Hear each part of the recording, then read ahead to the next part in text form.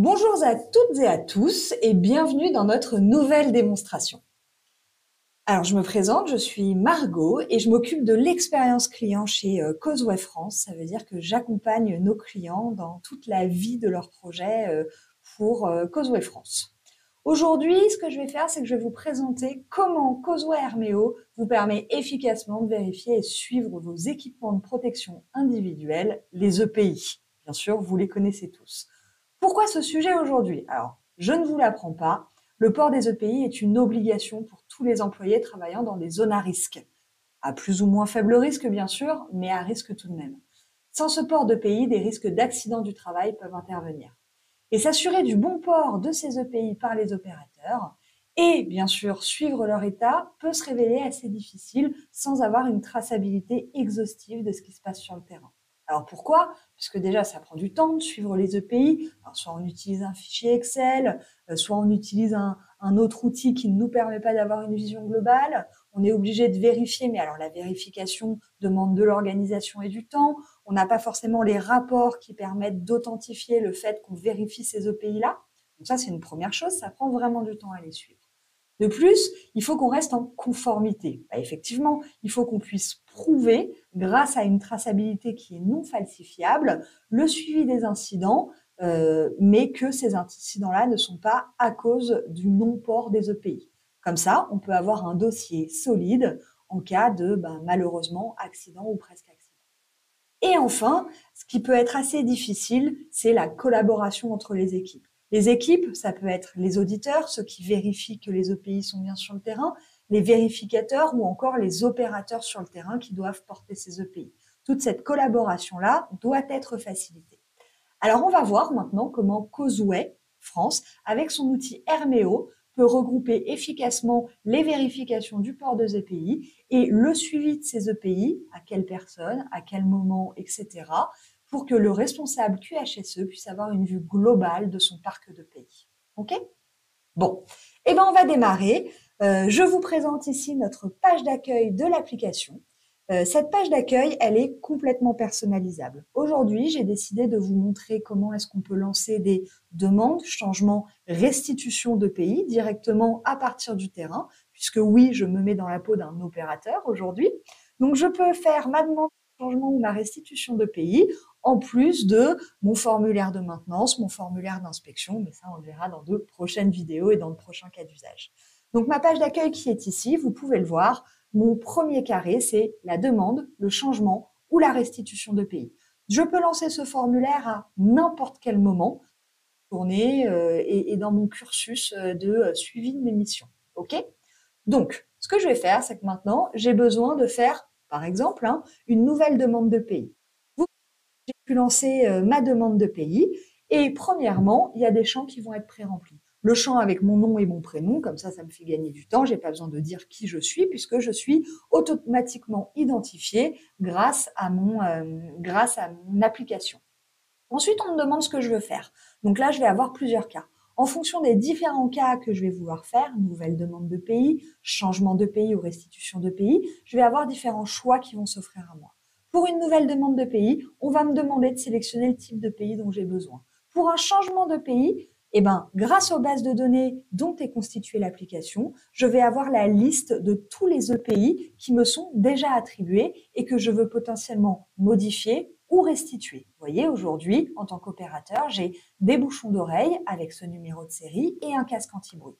Donc, je vais pouvoir aller sélectionner. C'est pareil pour une restitution de pays. Je vais avoir de nouveaux changements dans mon formulaire. Tout ça, ça me permet d'être guidé de bout en bout et de ne pas faire d'erreur dans mes demandes. Imaginons, j'ai une nouvelle demande de pays à faire. Premièrement, je vais venir sélectionner le type de pays dont j'ai besoin. Alors, vous voyez, nous, on a une liste de pays qui est complètement globale à tous nos clients, bien sûr, mais on pourrait très bien l'étayer avec vos propres propositions. J'ai besoin aujourd'hui, en tant qu'opérateur, d'un écran de protection chimique.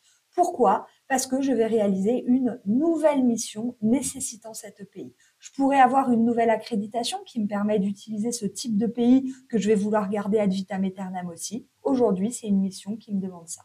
Une fois que j'ai fait ma demande, je termine mon formulaire et à tout moment, je peux le redémarrer pour demander un changement ou une restitution puisque ma demande est déjà faite.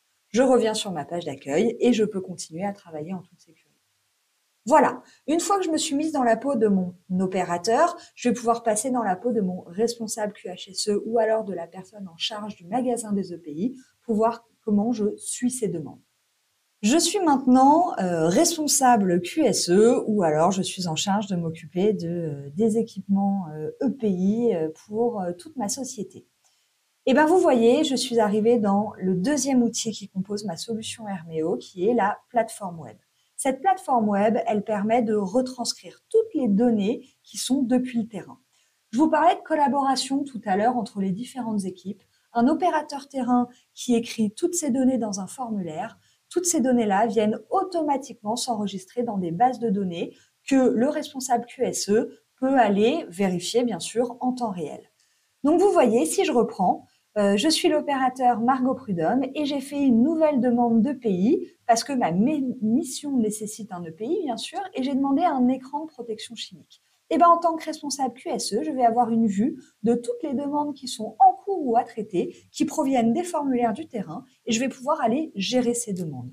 Donc Margot qui m'a demandé un écran de protection chimique, je peux directement dire « je prends cette demande, elle est en cours ». Je viens regarder ce que j'ai comme écran de protection chimique dans mon magasin. Je viens dire, OK, je vais lui affecter l'écran de protection chimique dont le numéro de série est le 8765.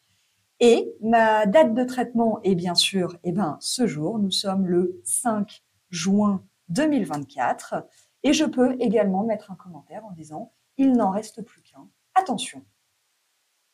Pour la prochaine personne, si nous sommes plusieurs responsables magasin, la prochaine personne pourra aller suivre.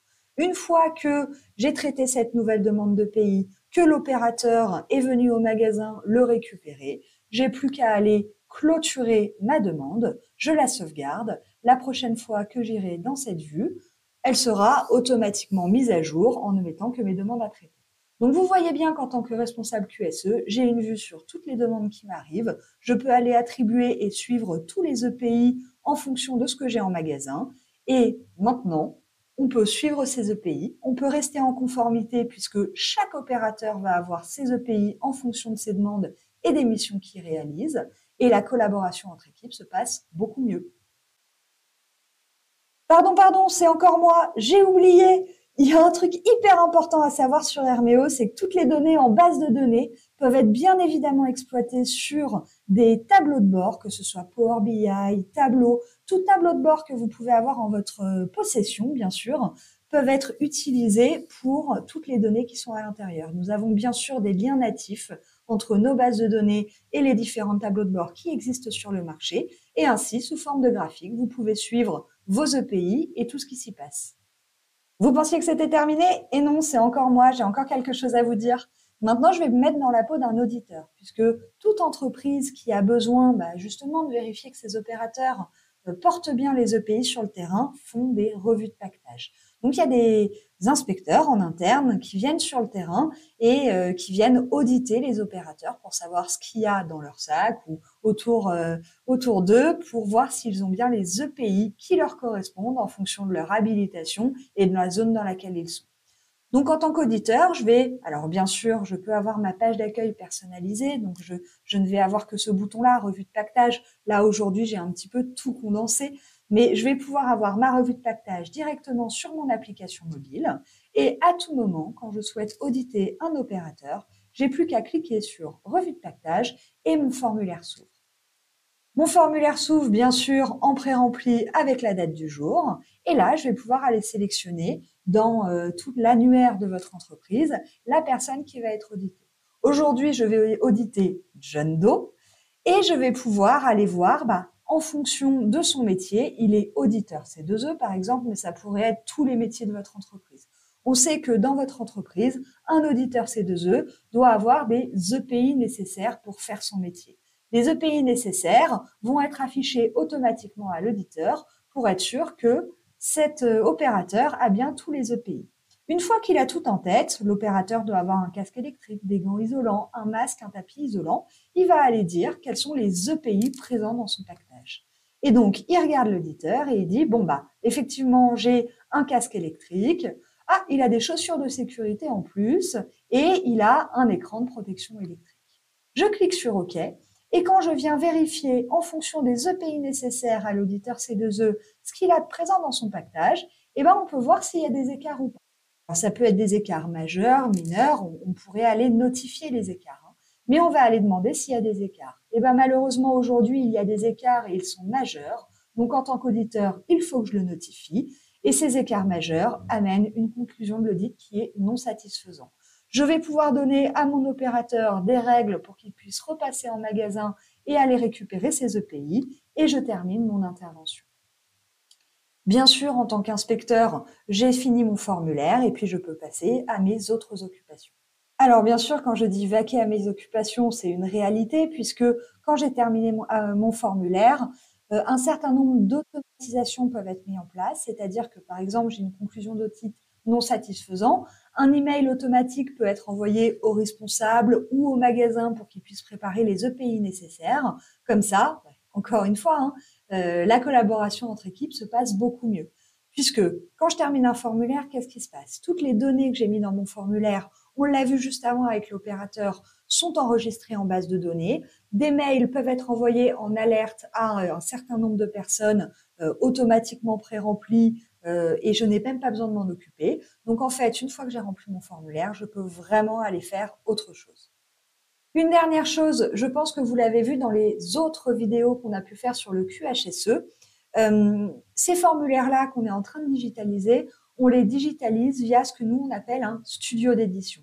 Ce studio d'édition, il est complètement no-code, c'est-à-dire qu'on a juste à glisser, déposer des briques qu'on vient mettre dans un formulaire et tout ça, ça fait le formulaire que je viens de vous montrer.